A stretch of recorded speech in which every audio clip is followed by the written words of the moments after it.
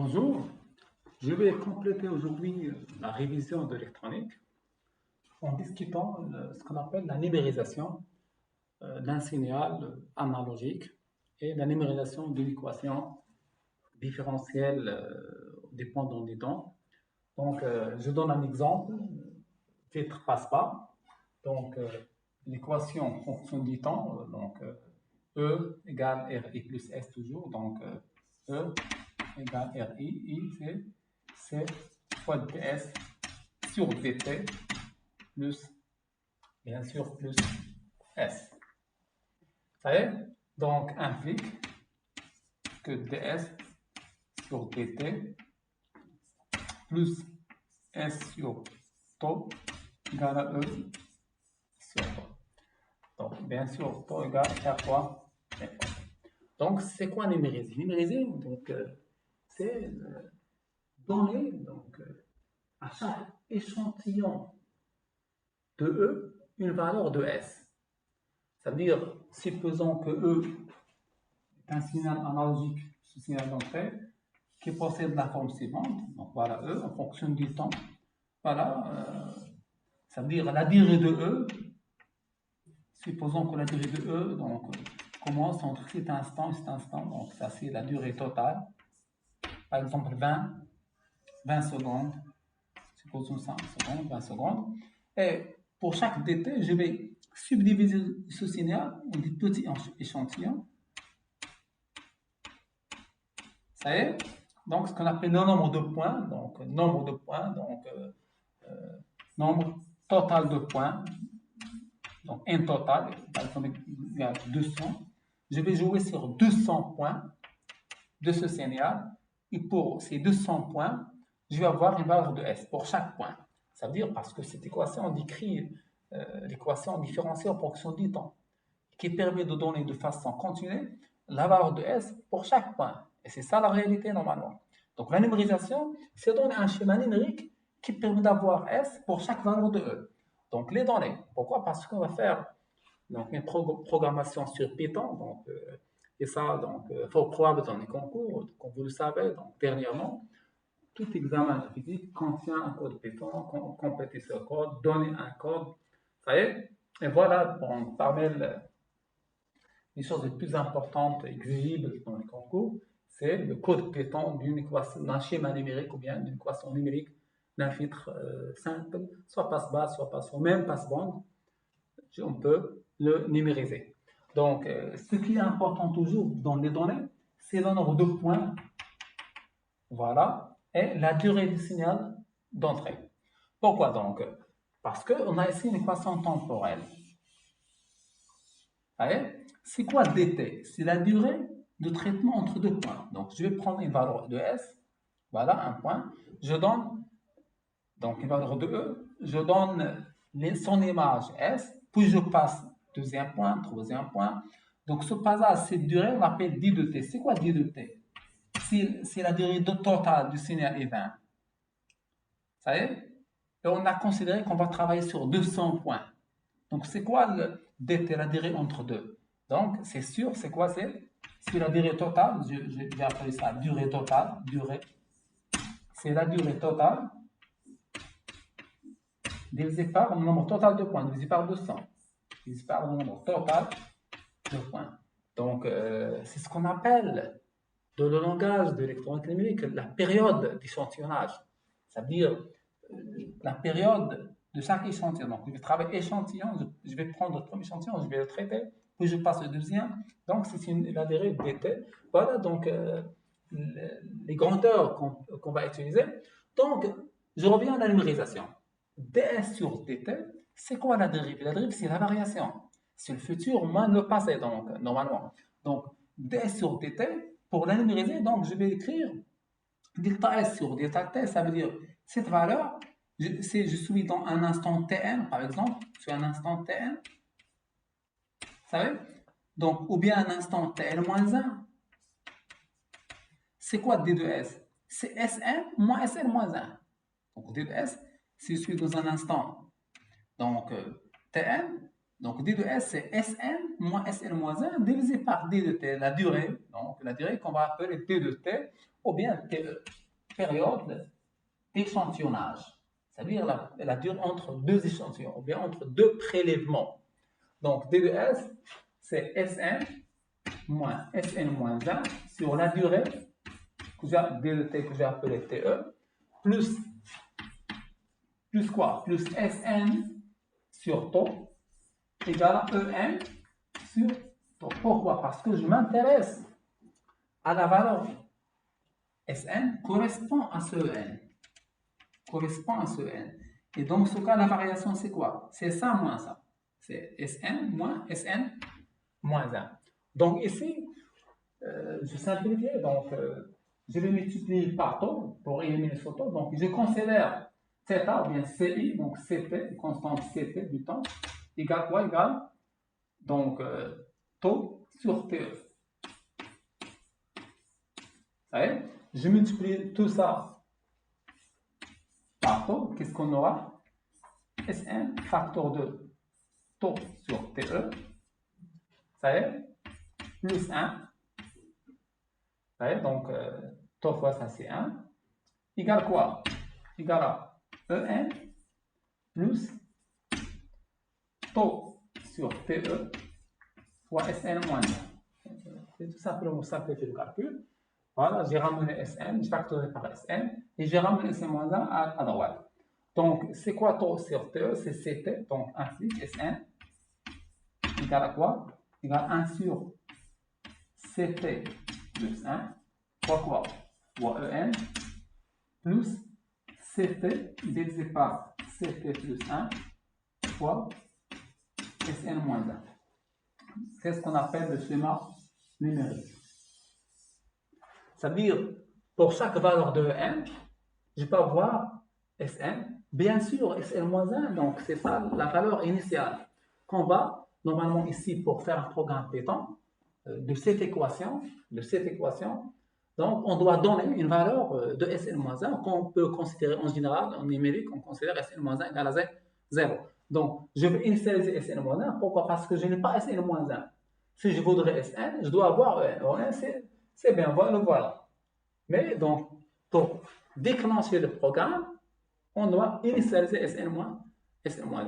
Donc, voilà la solution dans le cas numérique, et voilà la solution dans le cas analogique. C'est quoi S de t? Donc, on sait bien, donc supposons ici, on va prendre, donc voilà ceci.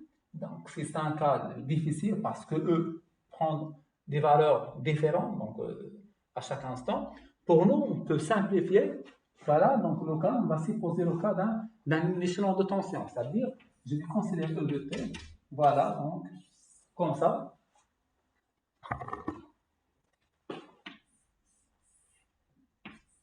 Voilà E de T, c'est-à-dire sa valeur au cours de cette durée, de la durée de 20 secondes, E est constant. On peut même prendre E égale à 2 volts, c'est-à-dire la valeur de E.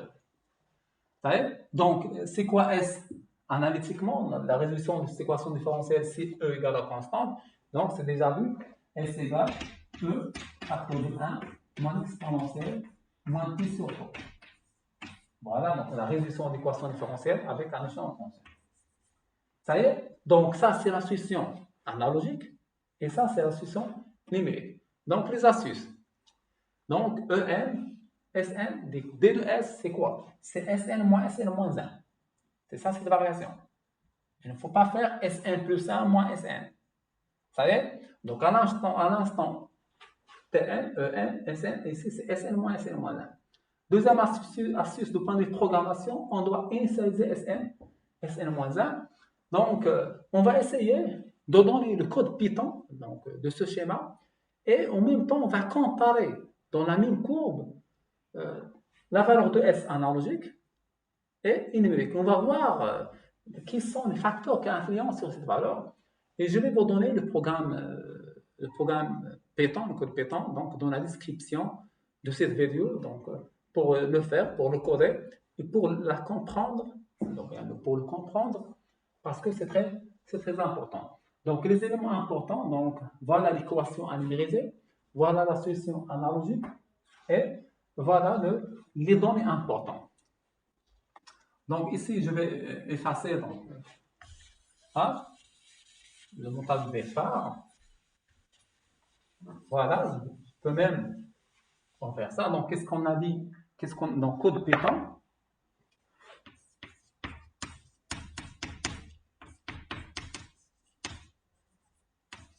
Python. Donc la première chose c'est le package. On va prendre le package donc Pylab.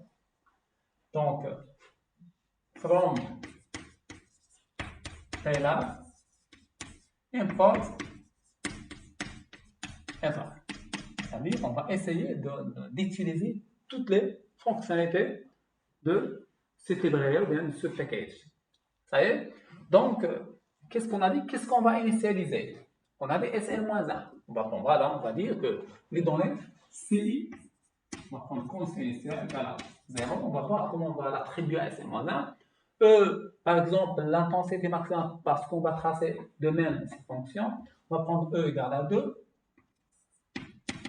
E égale à 2. Quoi de plus? La durée de traitement, donc, égale à 20. Vous connaissez bien, dans le programme, on peut même... C'est pas obligatoire donc, de mentionner donc, les unités parce que personne ne connaît pas les unités, donc on va prendre tout simplement une valeur. Donc, donc la durée c'est 20, nombre de points c'est nombre d'échantillons. Donc c'est quoi le nombre de points? Donc nombre total de points. On a dit on va prendre 300 ou bien 200. Allez. Donc c'est quoi D de T? D de T c'est quoi? C'est donc la durée divisé par nombre total de points. Qu'est-ce qu'on a besoin de plus? Donc, on a besoin de calculer CT. Donc, on a DT. DT, c'est ça, DT. Donc, ça, c'est faux sur DT. DT bien TE.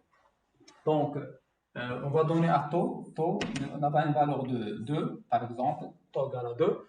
Donc, c'est quoi CT? CT, c'est taux divisé par D de T. Voilà donc les données nécessaires pour déclencher le programme. Donc on a besoin de E, d'abord de E. Donc ici on a un échelon de tension qui est constante. On a besoin de taux. On a besoin de CT, voilà c'est une constante, D de T, ainsi de suite. Donc on va donc tout d'abord, qu'est-ce qu'on va essayer? On va essayer qu'il s'agit d'une boucle. Calculer S0, donc on va calculer au départ S1. On va donner S0, S0. Donc Sn c'est quoi? Sn, la valeur initiale de Sn, c'est quoi? C'est Ci. Ça veut dire 0. On va même donner à T, on va commencer par 0, T égale à 0. Ça veut dire on veut donc créer une liste. On va créer une liste. Donc, normalement, je vais utiliser ça.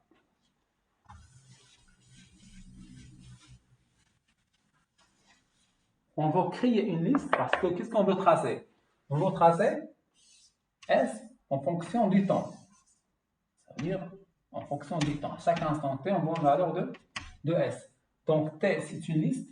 On doit créer une liste S et T. Donc, ça y est. Donc, N, si l'entier, on a 200 points. 200 points. Donc, qu'est-ce qu'on va faire? On va créer cette boucle. Donc, for n in range, combien de points on a? Bien, on a 200. For n, donc in range, n total. Donc, total de points.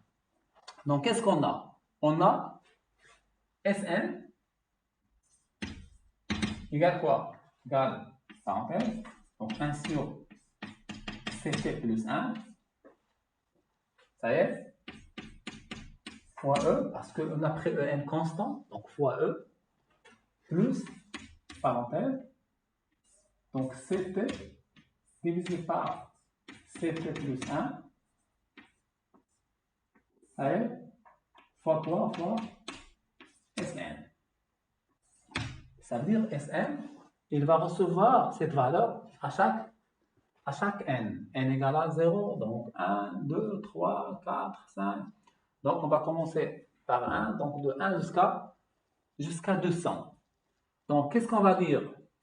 Qu'est-ce qu'on va dire ensuite? On va dire que donc, la valeur de Sn donc, va être repris à chaque instant. Donc, et on va introduire ça dans la liste. La liste qu'on a dit, donc on va créer une liste S, une liste T, dans laquelle on va donc mémoriser toutes ces valeurs. Donc T, append, on va dire que S, point, append, la commande append, ça y est, Sn.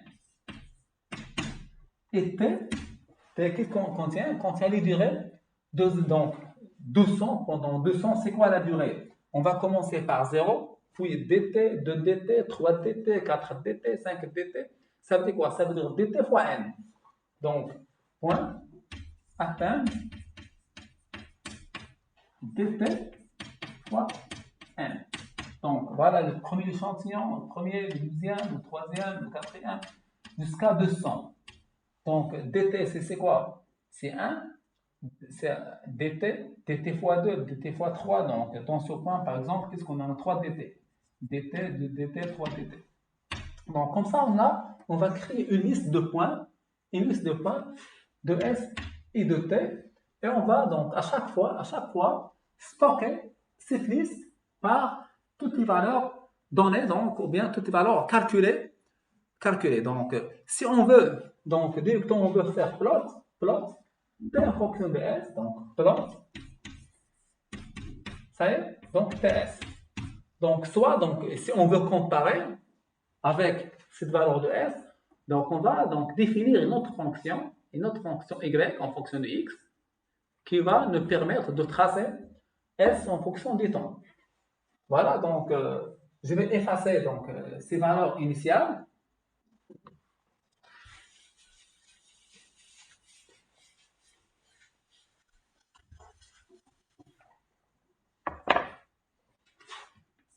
Donc 10, Y en fonction de X, return Y égale à quoi? Y égale à E. Donc return E, facteur de 1, moins l'exponentielle de moins X divisé par 2. On peut faire même CLF. Je voulais effacer donc les valeurs précédentes stockées dans ce cycle. Donc, les axes. Donc, ici, donc, Y, la fonction Y qu'on va pas écrire ici, Y égale. Donc, axis. Donc, les axes, on a 4. On va travailler de 0, donc l'instant T pour l'axe des X, de 0 à 20. 0 à 20. Et de Y, c'est de 0 à E, bien, donc 1,2 fois E, bien jusqu'à E. Allez, donc, les axes de la courbe. Puis, plot, allez, X, Y.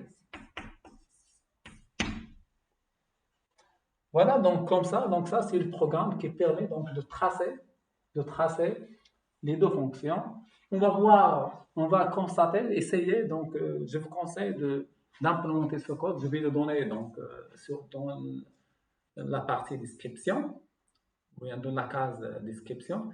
Essayez de le faire. Donc vous allez remarquer deux choses. Donc plus que le nombre de points est grand, plus que donc les deux courbes, voilà la courbe réelle, exponentielle, et la courbe va avoir des points qui sont confondus. Si le nombre de points est petit, on va voir donc un décalage entre les deux qui montre pourquoi. Parce que puisque normalement donc, on prend un nombre de points très grand, puisque l'exactitude, ou bien puisque la fiabilité de la numérisation est grande. Parce qu'il s'agit ici d'un pas de quantification. Vous savez, donc, si je prends plus d'échantillons, donc, pour nous, c'est bénéfique. Bien sûr, au dépend de la mémoire, donc ça, le compromis, c'est le stockage, c'est la mémoire, c'est le temps d'exécution. Mais il suffit pour nous, donc théoriquement, on doit tenir compte de ces deux conditions. Voilà, merci. Voilà, donc il me reste de parler un peu sur l'échantillonnage, sur la condition du chaînon, sur un signal échantillonné, c'est quoi sa définition. Voilà, donc merci de votre attention et à bientôt.